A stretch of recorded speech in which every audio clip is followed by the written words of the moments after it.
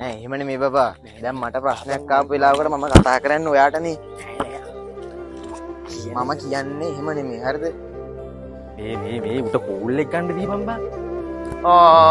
මාර වැඩි. අපිට කෙල්ලෝ නැත්තම් මූත් ඉන්න ඕනේ විදියට.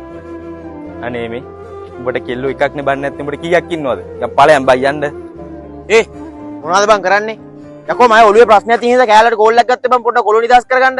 උඹලා එතනත් ඇවිල්ලා ආතල් දෙන්න හදන්න එපා. උඹට ප්‍රශ්නයක් තියෙනවා නම් අපිට කියපකෝ. මේ ගස් ගල් වගේ අපි ඉන්නේ.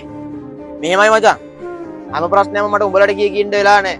මට කියලා පෞද්ගලික ප්‍රශ්න තියෙනවා. ඒ කියන්නේ මම ප්‍රශ්නයක් කියන්නේ කෙල්ලෙක් ඉන්න ඕනේද බං? මේ යසාගේට අපි දෙන්න ඉන්නේ.